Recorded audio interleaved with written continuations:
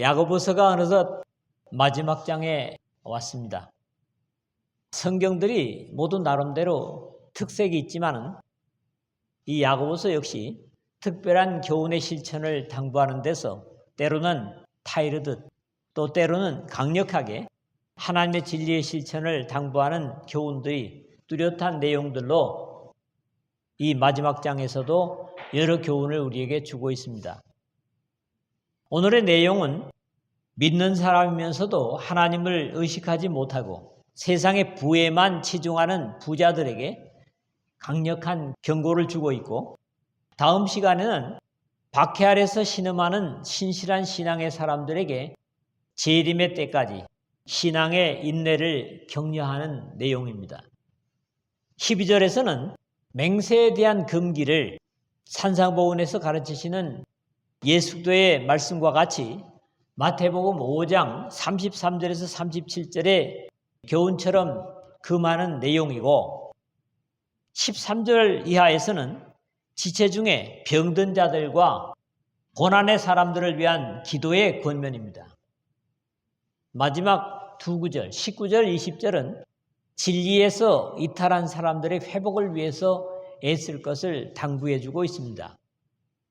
오늘 지난 시간처럼 지금 들으라, 당장에 들어야 한다 하는 긴박성으로 시작하는 부요한 자들에 대한 교훈은 이미 앞에서도 언급된 부분들입니다.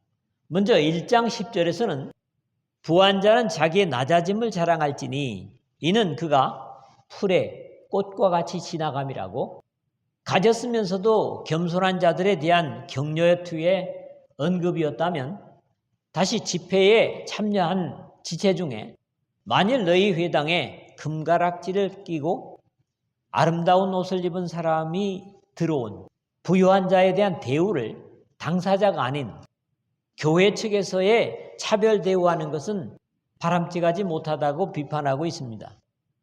자주 하는 말이지만 부자 자체가 곧 죄는 아닙니다. 또 이 시대에 부자의 기준도 쉽지 않습니다. 최고로 부유했던 솔로몬이 또한 어떤 사람에게든지 하나님이 재물과 부여를 그에게 주사 능히 누리게 하시며 제 몫을 받아 수고함으로 즐거워하게 하신 것은 하나님의 선물이라. 전도서 5장 19절입니다. 사실 그 솔로몬조차도 그 가진 부로 인해서 하나님의 은혜에서 떨어져 나간 것을 보면 재물의 유혹은 지혜로도 감당할 수 없는 것이기도 하다는 안타까운 교훈을 갖습니다. 물론 솔로몬은 그것뿐만이 원인은 아닐 겁니다. 그럼에도 그 부유를 바르게 사용하고 영혼을 위해서 사용할 수 있다면 오히려 그것은 복이요 감사가 될 것이지만, 문제는 그 부유에 사로잡혀 영적으로 등한해지고 그것을 사용하는 것보다 모으는 데만 온갖 정력을 다 쏟는다면 그것은 복이 아니라 오히려 저주가 되는 것은 예수님을 찾아왔던 부자 한 사람에게서 보는 사실입니다. 이 부자가 예수를 찾아오는데 한 사람이 달려와서 꿇어앉아 묻자오되 선한 선생님이여 내가 무엇을 하여야 영생을 얻으리까? 마가복음 10장 17절입니다. 물었고 우리 주님께서는 하나님께서 명령하신 계명들을 지킬 것을 당부하십니다. 그럼에도 이 부자는 자신 있게 선생님이여 이것은 내가 어려서부터 다 지켰나이다. 20절에 말씀을 드리지만 그 부자를 보시고 사랑하신 우리 주님의 안타까움은 연이어 말씀하시기를 너에게 아직도 한 가지 부족한 것이 있으니 가서 너에게 있는 것을 다 팔아서 가난한 자들에게 주라. 그리하면 하늘에서 보화가 너에게 있으리라. 그리고 와서 나를 따르라. 이 21절입니다. 분명히 말씀하시지만 이 말씀을 들은 그 사람은 재물이 많은 고로 이 말씀으로 인하여 슬픈 기색을 띠고 근심하며 가니라. 22절이에요. 결국 이 사람에게 우리 주님을 따르는 데 장애가 되었던 것은 재물이 많은 고로였고 예수도의 가르침이 기쁨이 되지 못하고 슬픈 기색을 띠고 근심하며 가니라 하는 것이 됐습니다. 마태복음 병행되는 말씀 19장 16절에서 22절에는 청년이라 했고, 누가복음에서는 18장 18절에서 23절에 어떤 관리라고 기록이 되고 있습니다. 예수 그리스도께서는 이 사건으로 인해서 부자가 하나님 나라에 들어가는 것이 심히 어렵다는 긴 가르침을 덧붙여서 말씀을 하십니다. 그럼에도 이 말씀에서 가르쳐지는 두 가지의 신앙적 중요성은 부자가 천국에 들어가는 것을 사람으로서는 할 수 없으나 하나님으로서는 다 하실 수 있느니라 하는 말씀과, 먼저 된 자로서 나중되고 나중된 자로서 먼저 된 자가 많으니라 하는 말씀이 그 뒤에 붙여지고 있습니다. 상당수의 성경학자들은 나중 겟세마네 동산에서 기도를 마치시고 나오시다가 가룟 유다의 입맞춤으로 예수께서 군인들에게 잡히시고 제자들이 모두 도망갈 때 한 청년이 벗은 몸에 배 혼니부를 두르고 예수를 따라가다가 무리에게 잡히매 배 혼니부를 버리고 벗은 몸으로 도망하니라 하는 마가복음 14장 51절에서 52절의 주인공이 이 부자였을 것이라는 이해를 합니다. 우리 주님께서 가서 너에게 있는 것을 다 팔아 가난한 자들에게 주라, 그리고 와서 나를 따르라 하시는 말씀을 들은 후에 고민하다가 마침내 주님의 말씀대로 자신의 가진 것을 다 팔아서 가난한 자들에게 모두 주어버리고, 다만 겉옷만을 걸치고 주님을 따르다가 주님께서 잡히시는 것을 보고 함께 잡힐까 봐 살기 위해서 그 겉옷까지 벗어버리고 도망했다는 그런 이해죠.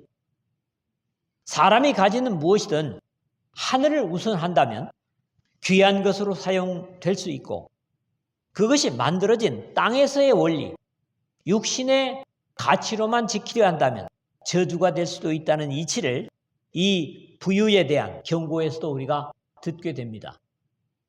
오늘도 특별히 결론을 드리지 않겠습니다. 첫 번째로는 1절입니다. 장차 임할 고난을 생각하라. 앞에 1장 10절에서 부한 자는 자기의 낮아짐을 자랑할지니 이는 그가 풀의 꽃과 같이 지나감이라 한 것은 많이 가졌음에도 자신을 낮추고 겸손으로 주님을 섬기는 자세에 대한 칭찬이었다면, 오늘 본문은 그대로 부유한 사람들의 그 부의 종노릇하고 있는 것에 대한 책망입니다. 실제적으로 돈을 많이 가진 자들은 미래에 대한 염려를 별로 하지 않는 것 같습니다. 그것은 가진 것이 많기 때문에 현재에 편리하고 그 편리함이 미래에도 계속될 뿐 아니라 그 많은 돈이 자신을 어떤 어려움이나 위기에서 지켜줄 것이라고 하는 생각 때문입니다. 그럼에도 어려움이 닥치게 되면 그것을 견디지 못하는 사람들은 돈의 편리로 살던 사람들에게 더 견디기 어렵습니다. 지난달에 세계 여러 언론에 게재된 러시아의 가상자산가, 암호화폐로 부자가 된 사람이죠.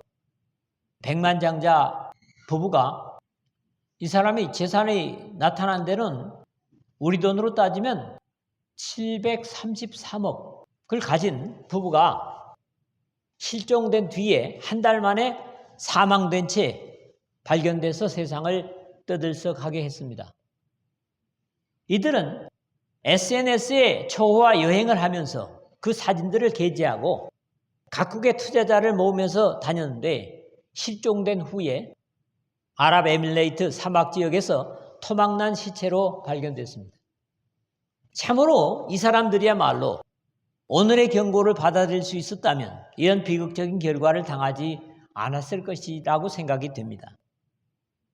너희에게 임할 고생으로 말미암아 지금 안일하게 살고 있는 그들에게 곧 어려움이 닥쳐올 것이라는 예언적인 경고로, 이 예언이 AD 70년에 있게 된 예루살렘 멸망 때 유대인들에게 실제적인 상황이 되기도 했던 말씀입니다. 부유한 자들에게 현재까지는 부유로 인해서 온갖 편리와 자유를 누렸지만 그러한 무사한 일은 미래에도 계속되리라는 기대를 하고 있고, 평안은 있지만은 평안은 그치고 하나님의 심판이 다가오고 있다는 두려운 경고의 말씀입니다. 이스라엘이나 근동의 아녀자들의 우는 모습은 예전 우리 대한민국의 곡성처럼 독특했습니다. 우리의 예전의 어머니들도 울면서도 온갖 것을 다 말하면서 우는 그런 습관이 있었었죠. 여기에 비슷한 내용을 구약 성경에서 찾으면 모압에 임할 심판을 예언하는 이사야서의 기록을 볼 수 있습니다. 거리에서는 굵은 배로 몸을 봉였으며 지붕과 넓은 곳에서는 각기 애통하며 심히 울며 이사야서 15장 3절에 기록한 것인데 울고 통곡하라 하는 표현은 귀에 들리도록 우는 것을 나타내는데 특히 뒤에 통곡하라는 표현은 그들의 독특한 울음소리를 그대로 표현한 의성어입니다.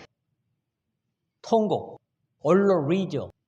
그쪽 사람들은 랄랄랄랄 뭐 이렇게 울잖아요. 턱을 잡고서는. 이걸 소리를 그대로 갖다가 사용한 표현인 거죠. 사실 평안이 모두 평안이 아닙니다. 그 평안이 어디로부터 오는 것이냐 하는 것이 더 중요하죠. 하늘로부터 즉 하나님께로부터 주어지는 평안은 평안으로 계속 되겠지만 세상의 어떤 것을 의지하는 평안은 오히려 더 어려운 안타까움을 불러오는 평안일 수 있기 때문에 우리는 하늘로부터 오는 평안을 반드시 소유하고 지킬 수 있어야 될 것입니다. 두 번째로는 2절에서 4절입니다. 땅에서 재산은 합당한 쓰임을 찾아서 써야 된다는 거죠. 여기서는 왜 앞에서 울고 통곡하라 했는가 하는 것에 대한 이유를 들고 있습니다. 또 이 내용 중에서는 그 책망을 듣고 있는 대상이 그 부를 정상적으로 취한 것이 아님도 지적하고 있죠. 2절, 3절은 쌓여있는 재물의 무가치함을 말하고 4절에서는 그 재물이 하나님의 말씀을 어기면서 모아진 것임을 지적해서 책망하고 있습니다. 너희 재물은 썩었고 너희 옷은 좀먹었으며 2절인데 재물이 썩을 수 있는가 하는 표현은 결국 사용할 수 없게 된 것을 의미하는데 여기에서부터 다음 절에 나타난 세 가지의 부정적인 표현이 연이어서 의미하는 바가 큽니다. 썩었고 좀먹었으며 녹이 슬었으니 라는 표현이 그것입니다. 먼저 썩었고 했는데 어떤 재산은 실제적으로 가지고 있으나 나중에는 사용할 수 없는 것들도 있을 수 있습니다. 부유의 과시는 사실 옷이나 장식품들로 나타내게 되는데 과거에 나일론 섬유나 화학 섬유가 나오기 전에 천년 섬유들은 아무리 고가라도 좀이 먹어서 망치는 경우가 많았습니다. 요즘이야 탈취제와 살충제로 사용되는 나프다렌 같은 화학 제품들이 나온 이후로는 그런 일이 적어도 없지만 실제로 1세기 때에는 많이 쌓아두고 관리가 되지 않은 값비싼 천년 섬유의 옷들은 좀이 쓸어서 구멍이 뚫리는 일이 흔했다고 하는 거지요. 너희 금과 은은 녹이 쓸었으니 이 녹이 너희에게 증거가 되며 불같이 너희 살을 먹으리라. 너희가 말세에 재물을 쌓았도다. 3절인데 금과 은은 실제로는 녹슬지 않은 광물로 그 가치가 있습니다. 그러나 이렇게 표현되고 있는 것은 사용되지 않고 잠자고 있는 재물들, 즉 쌓기에는 열심히 했는데 사실적으로 방치되고 있는 재물들을 두고 하는 책망입니다.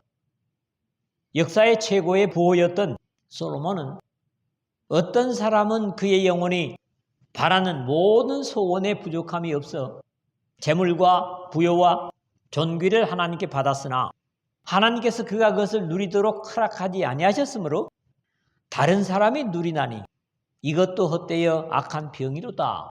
전도서 6장 2절에 다소 안타까운 사실을 증거하고 있습니다. 너희 금과 은은 녹이 슬었으니 이 녹이 너희에게 증거가 되며 3절 상반에 이렇게 녹슬 수 없는 은금이 녹이 슬었다고 하는 것은 저들의 영혼이 녹슬었다는 증거로 보이고 영혼의 녹이라고 하는 것은 뒤에 이어지는 내용을 볼 때도 역시 물질에 노예된 사람의 죄인 것으로 이해됩니다. 사회적으로 재물을 다른 사람보다 더 많이 받았다면 그것을 다시 사회에 환원하는 일은 부호들의 윤리처럼 되어 있지만 이것이 잘 지켜지지 않는 경우들도 있습니다.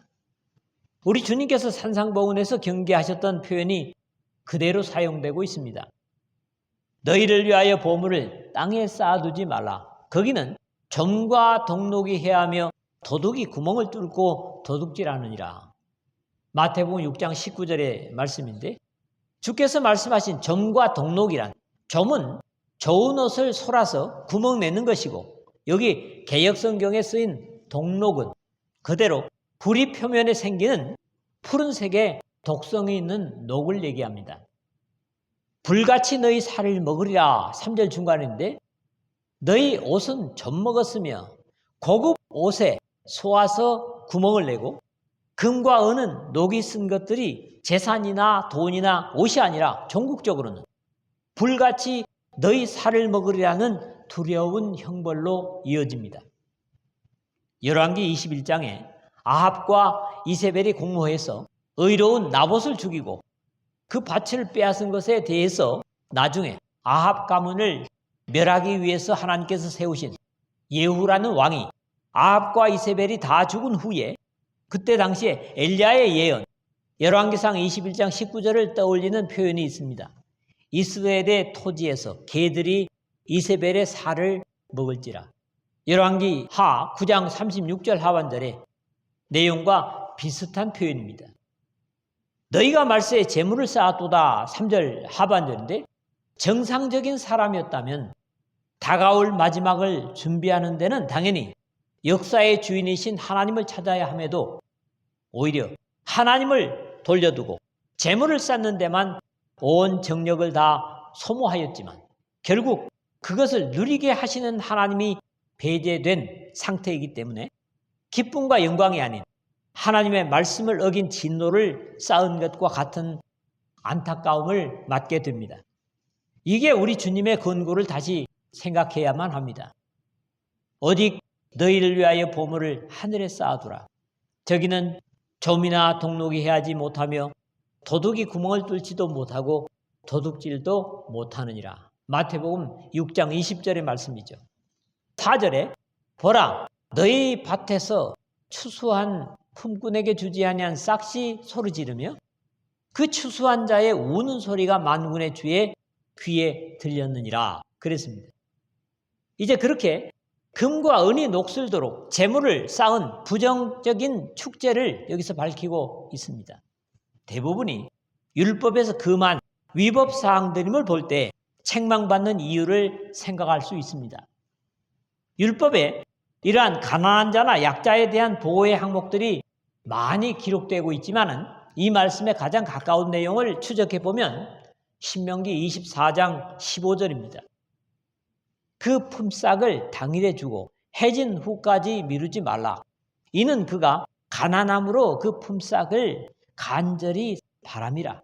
그가 너를 여호와께 호소하지 않게 하라. 그렇지 않으면 그것이 너에게 죄가 될 것임이라. 레위기 19장 13절에도 같은 내용이 쓰여지고 있습니다. 어쩌면 이 내용을 그대로 인용한 것처럼 들립니다. 부정축제로 재물을 쌓은 그 비리들이 하나님께 직접 호소하게 될 것이라고 하는 두려운 표현입니다.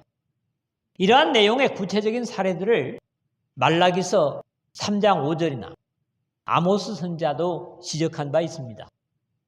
아모스서 4장 1절을 보면 사마리아의 산에 있는 바산의 암소들아 이 말을 들으라. 너희는 힘 없는 자를 학대하며 가난한 자를 압제하며 가장에게 이르기를 술을 가져다가 우리로 마시게 하라 하는도다 표현이 있습니다. 여기 사마리아의 암소들이 무슨 이 말을 듣겠습니까?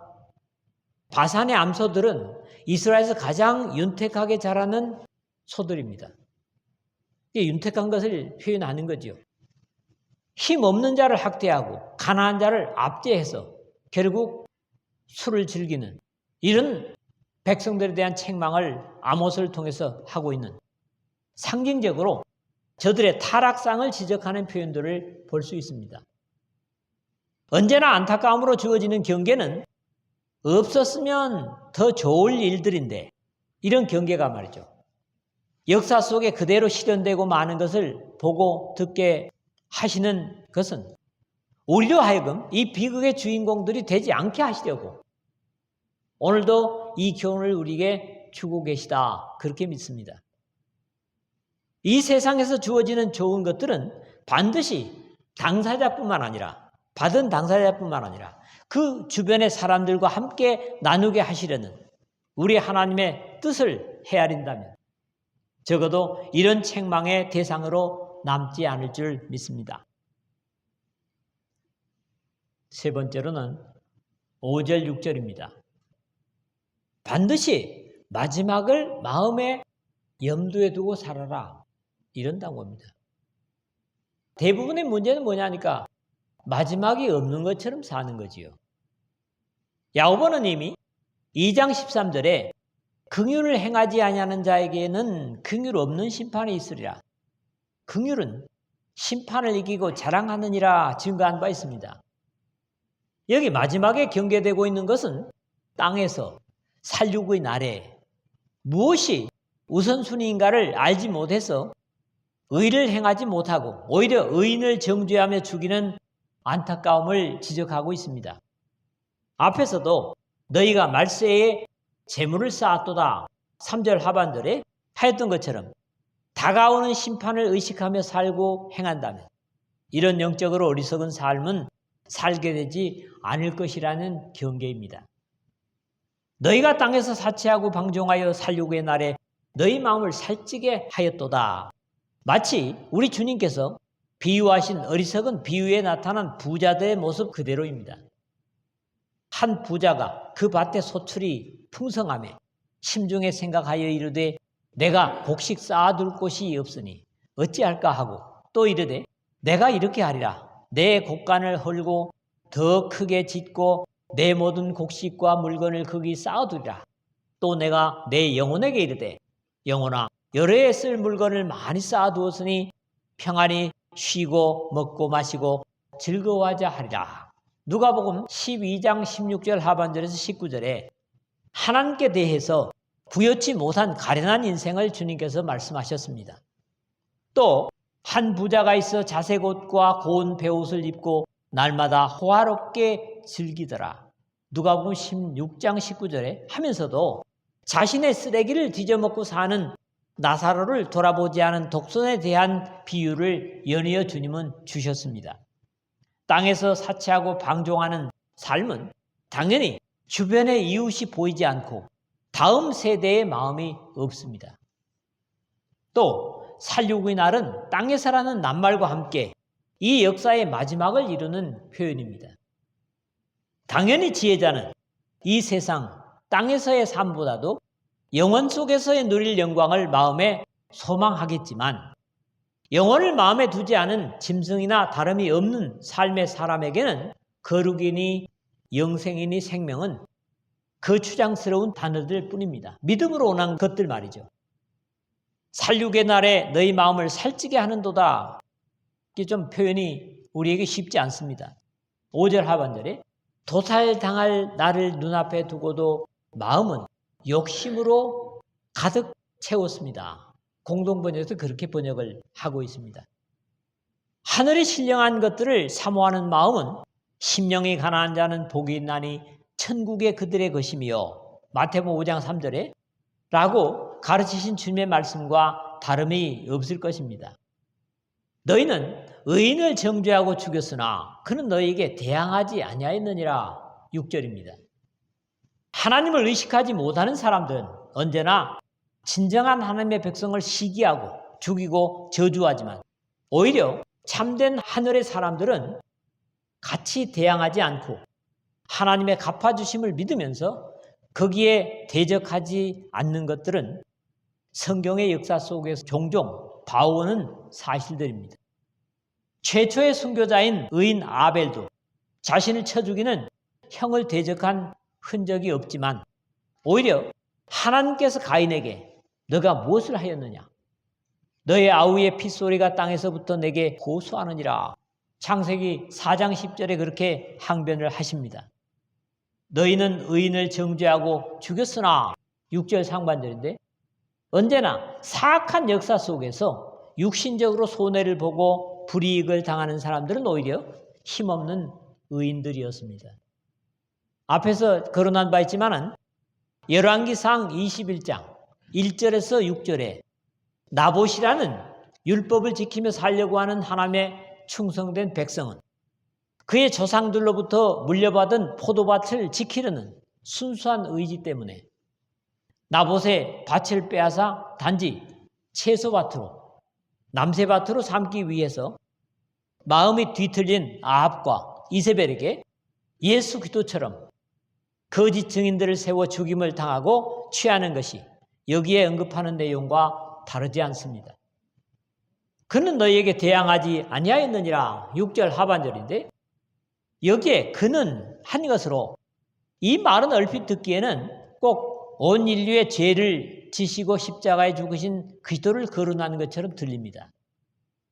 그가 곤욕을 당하여 괴로울 때도 그의 입을 열지 아니하였으며 마치 도수장으로 끌려가는 어린 양과 털 깎는 자 앞에 잠잠한 양같이 그의 입을 열지 아니하였도다. 이사야서 53장 7절에 이사야가 예언을 했고 베드로가 이에 대해서 잘 표현해주고 있습니다.